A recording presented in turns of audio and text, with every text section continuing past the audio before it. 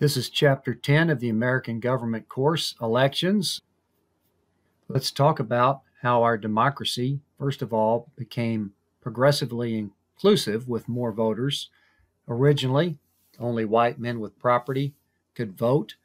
They discussed that during the Constitutional Convention and left that up to the states to decide those voting qualifications. And over time, as we get into the early 1800s, states progressively started to chip away at those requirements. In 1870, the 15th Amendment allowed voting for the former slaves. However, women were not still yet allowed to vote. We've already talked about how as we get into the late 1800s, segregation starts to increase, particularly in the South. We see Jim Crow laws, literacy tests, poll taxes, which are still restrictive of voting of former slaves, blacks, and minorities. In the late 1800s, we came up with this concept of the Australian ballot, that fairly simple premise, but it's amazing how sometimes very simple things can lead to big changes over time. Prior to this, the parties pretty much controlled the elections. You went to get a ballot from that party.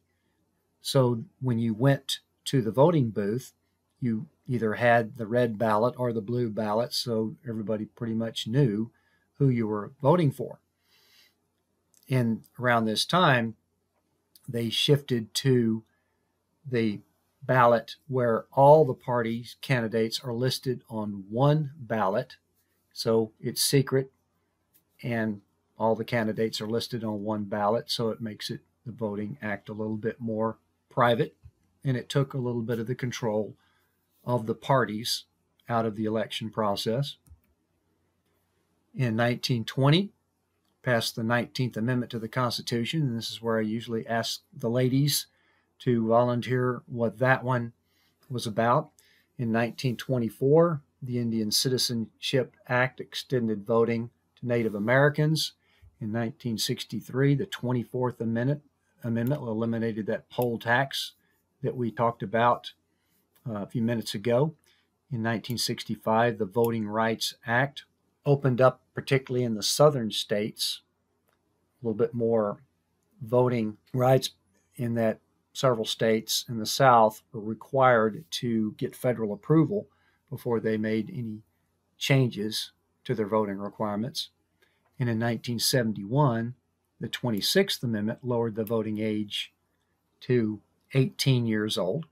So now that we have progressed over time to where we have what is referred to as universal suffrage, now that we can all vote, well, unfortunately, we don't.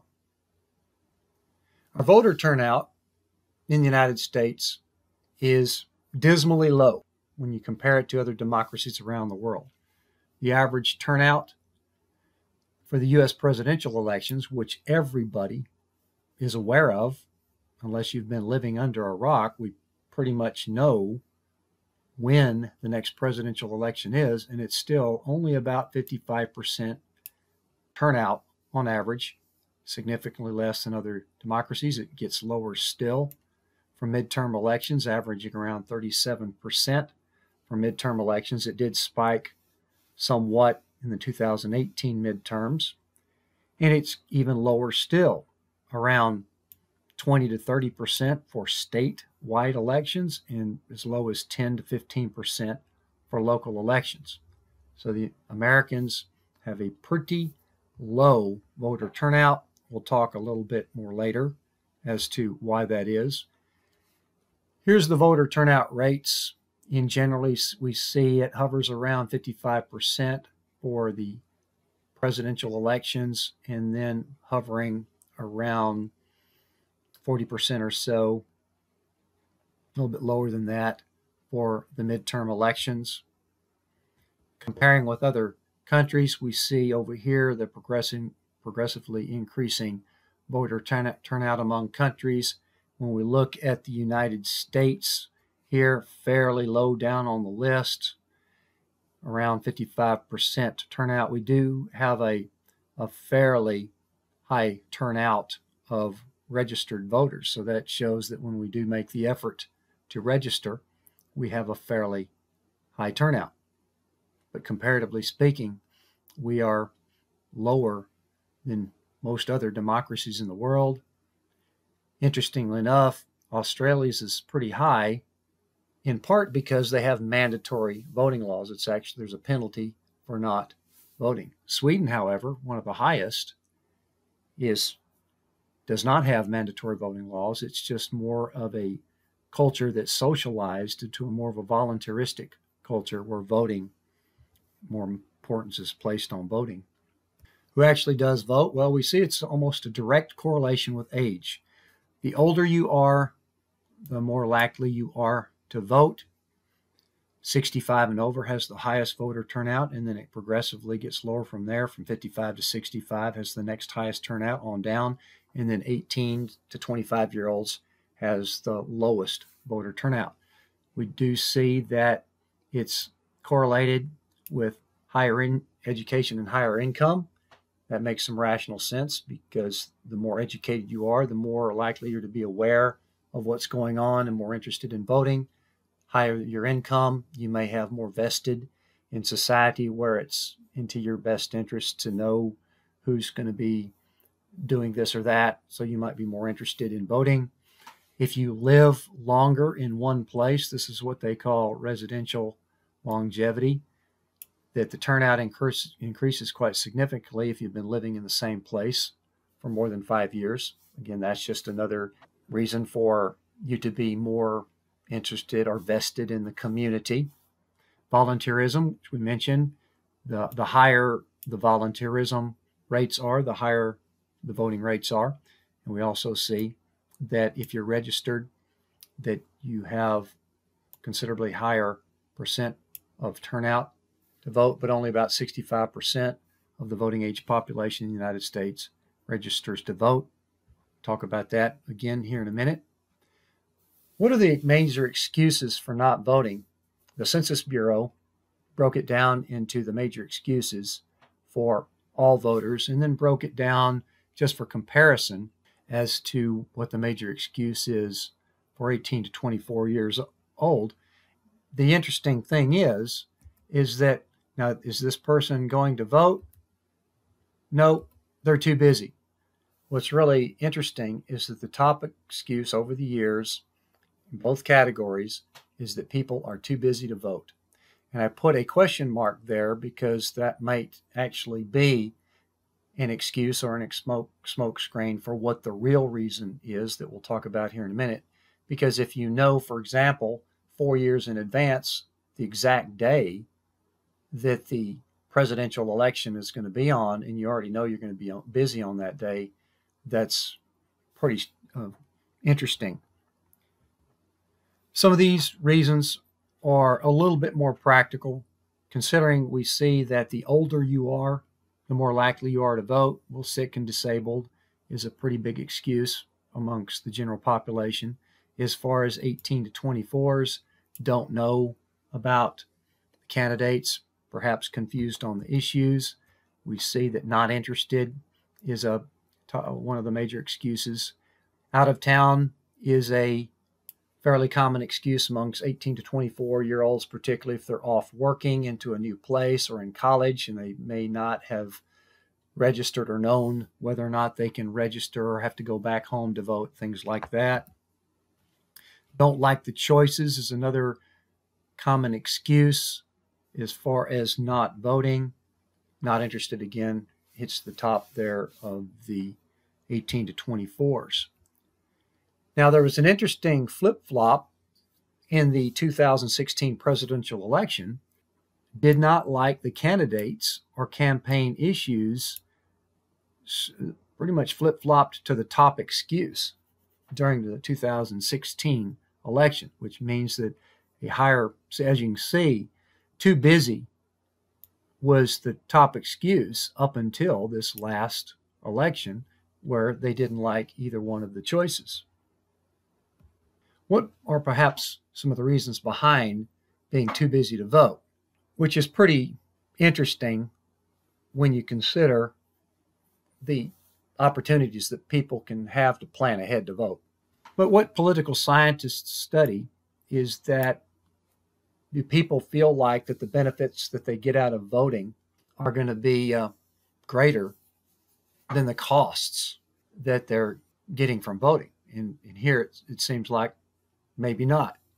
The time it takes to understand the issues, the time it takes to know who's running and figure out who you're going to vote for, the time it takes to get in the car and go to the voting polls and waiting in line or whatever, those are the costs of voting.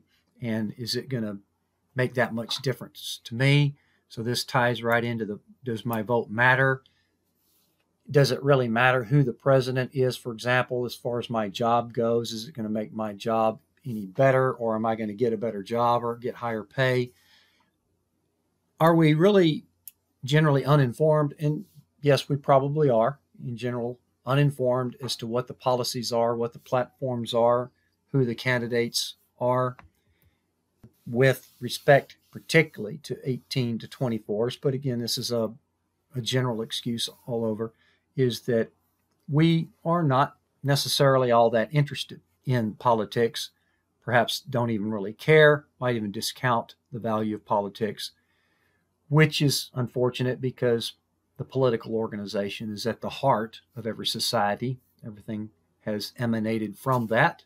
And if everybody had that same attitude, we have to be careful what we might end up with, more than likely a dictatorship if everybody didn't care. So by the way, just wanted to, this is my own public service announcement here. It is really very easy to register to vote in the state of New Jersey. You can go to this website here, which is the New Jersey Division of Elections, and then you can click on register to vote right there at the top, then click on your county. My county is Bergen County. So when I click on Bergen County, I get the 2-page voter registration application form right there. It takes me less than 5 minutes to fill that out. You can even print it out double-sided if you want, or you can just put the pages together and fold them, tri-fold them as they direct right here. And when you tri-fold it, you've got a nice little mailing envelope here that does not even require a postage stamp. So I guess the biggest challenge is to find a mailbox and then drop it in the mailbox, and you are registered to vote. It's quite simple, quite easy. You can even vote by mail in New Jersey. I will, before the semester's over, I'll even show you how simple that is. Who do we vote for in general?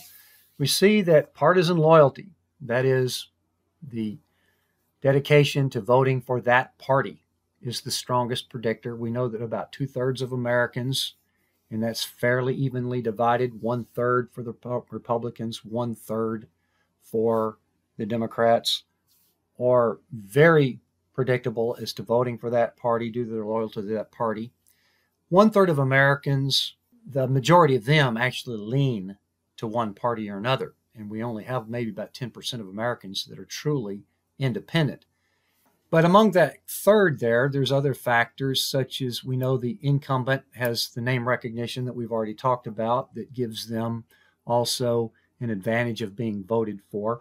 But there are some other personal interests that we take into consideration. Where you stand in the economy, for example, depends on where you sit on the political issues, and that could perhaps determine who you might vote for. Many people vote based on certain issues. They have a very strong, even maybe a moral preference for being for this or against this with respect to certain issues, and that's what determines which candidate they're going to vote for. We also see that there are certain candidate characteristics, such as attractiveness, what the candidate looks like, or this very hard to define characteristic of charisma, how well they speak, how well they exude confidence, how do that, what makes them able to do that. So those are some of the things that might influence who we vote for. And then when things aren't going well, particularly that 1/3 of Americans, and most definitely that independent bloc, which is what we would call the swing voter, they could literally turn that election back to the other party, to the other guy, when things are not going well. If the economy is tanking, we're in a recession, could switch to the other candidate, or if we've gotten involved in a war or a conflict that's not going well, that we're not winning, that could flip it over to the other guy. Again, I'm using that as a metaphor because we could have a woman winning office. Some quotes here. Everyone complains about politicians, but where do they come from? Ignorant citizens elect ignorant leaders. Put the blame where it belongs, on the people. That's from famed comedian George Carlin. Vote for the man who promises the least. He'll be the least disappointing. Let's look at how we vote in the U.S. election system. We've touched on this a little bit already. Looking at our House of Representatives, each representative comes from single-member districts. So there's one representative per district. That's outlined in the Constitution. That person can win by plurality, which means they do not have to have a majority of the vote. That avoids having to have runoff elections. Every 10 years, these districts are redrawn with the census, which is coming up this year. The state legislatures are tasked with the authority to redraw those state legislature, redraw those U.S. congressional districts. And we've already talked about a little bit, well, we'll talk more on this later with respect to the single-member districts, is how that promotes the two-party system. But we've already talked about gerrymandering, in that the party that's in control of the state legislature can redraw districts and will have the power to approve those because they have the majority, and they will redraw those districts in their favor to ensure that they maintain that majority. Here is the U.S. congressional district map of New Jersey with 12 congressional districts. There's the 9th congressional district right there that I live in.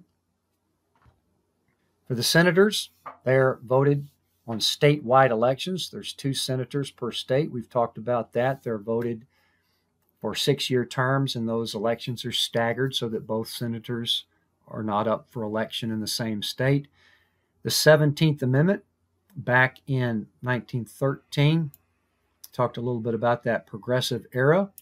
It's where he got taken out of the state legislatures into a popular election of the senators. They also win with a plurality of the vote, which means you just have the most votes. We do have some unequal elements with our Senate. California, for example, which has a population of 35 million, has 2 senators. Wyoming, which has a population of only 1/2 million people, also has 2 senators. We've talked about how the president is elected through the Electoral College. There is a total of 435 congressional districts, plus 100 senators, plus 3 more electoral votes given to the District of Columbia, and that gives us our 538 total electoral votes. In this case, according to the Constitution, the candidate has to win with a majority of 270, at least 270 electoral votes in order to become president. The winner-take-all system has evolved over time, which means that the candidate who wins the plurality of that state's popular vote gets all of that state's electoral votes. States figured out fairly early on that this was going to be in their advantage to do this, because the presidential candidates would pay more attention to them if they would get all of those votes in one block, rather than just being divided on a portion of the popular vote, which really wouldn't make that much more difference than the popular vote anyway. This Electoral College system also helps to promote our two-party system, because in order to win the majority of those electoral votes, a viable third-party candidate could prevent that from happening. So we figured that out very early on, that only 2 viable candidates are going to, pretty much guarantee the chances of one of them winning the Electoral College. So we'll touch on that again later when we talk about our 2-party system. Looking again at some of the electoral vote numbers, California has 55 electoral votes, Texas 38. Populations are still kind of moving in those directions. New York and Florida have 29 each, Pennsylvania 20. In the 2010 census, we see that Texas, because of the population shift towards the south, gained 4 electoral votes. Florida gained 2 electoral votes. And New York lost 2 electoral votes. Ohio lost 2. New Jersey lost 1, as I mentioned before. Several states, the smaller populated states, which have only 1 representative, that means they have 3 electoral votes for those states. Let's talk a little bit about campaign finance. We see that in the 2016 election, the person that spends the most money does not necessarily guaranteed of winning. As we saw here, that Hillary Clinton, or his total amount spent on trying to get elected, was considerably more than Donald Trump. We have a couple of different types of campaign finance. Hard money is considered the money that where there's a limitation on how much an individual can give. That is in order to minimize the chances for influence that contributor would have over that individual candidate. Soft money is the amount where it's unlimited that you can give to committees or groups, that then they would dole that out to more candidates. Some of the groups, political action committees, PACs, most organizations and corporations, private groups, have a political action committee as a collection arm that then they can distribute funds to candidates that they feel like would be sympathetic to their issues. 527 committee it's a tax and exempt organization that's engaged in political activity. 501Cs are considered nonprofit social welfare organizations, and they do not have to disclose their donors, which perhaps is an attractive element to some donors, and it's tax exempt if the political activity is less than 50%. So this is why they get scrutinized quite a bit, because they may be serving as somewhat kind of a front and claiming to be a social welfare organization when they are most definitely a political organization.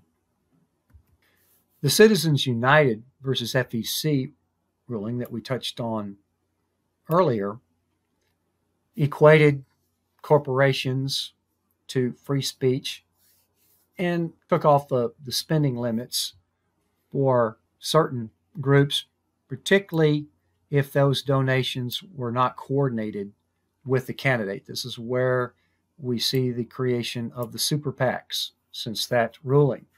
This allows for unlimited spending as long as it is not coordinated with the candidate. So if there are people who want a certain candidate to get elected, they can go form their own super PAC and raise that money and spend it on whatever they want, as long as it's not given to that candidate or coordinated in any way with that candidate. And this has provided a vehicle primarily for spending on negative campaigns, which do seem to have some effectiveness on our System 1 thinking, our impressionableness, and that negative ads seem to grab our attention a little bit more than others, and lots of money spent on those. About $618 million was spent in 2016 by about 26 total super PACs, and campaign spending is increasing quite dramatically with each election cycle, which lends itself to lots of debate. This is what we call rent seeking, where money is spent that has no social value, and it is spent by groups in order to improve their positions, improve their profits. So while all that money that's spent really does not go to anything that has any social value, and that's why there's a constant debate back and forth. Is there too much money being spent on elections? How do we regulate that? Do we regulate that? And as a result, it can get very confusing with all the loopholes and rules and regulations of who can spend what, how much to who.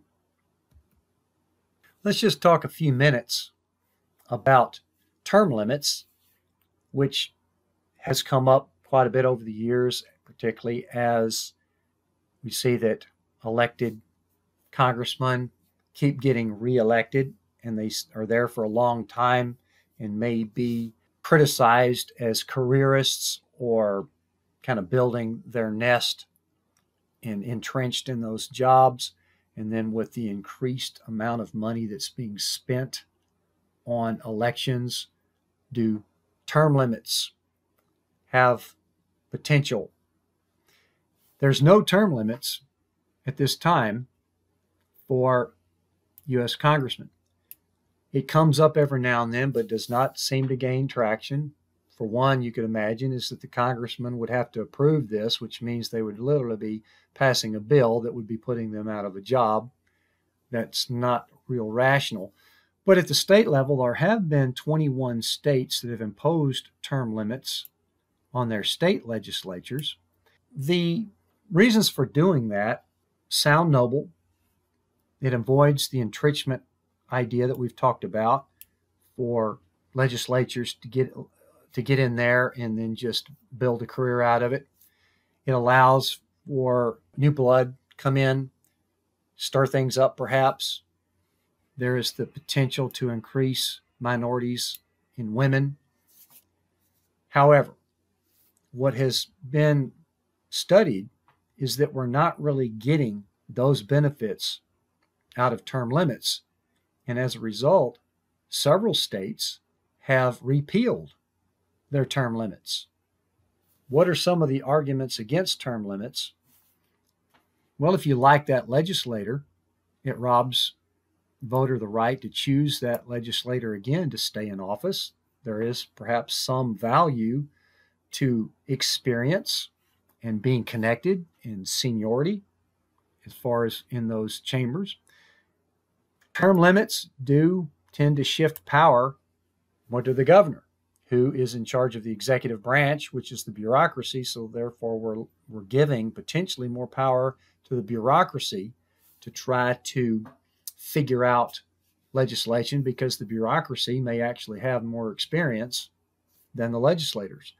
And clearly the lobbyists would have considerably more power because they will be there spanning these legislators' terms, and then will be right there in place to try to guide these new legislators into what they would want them to focus on.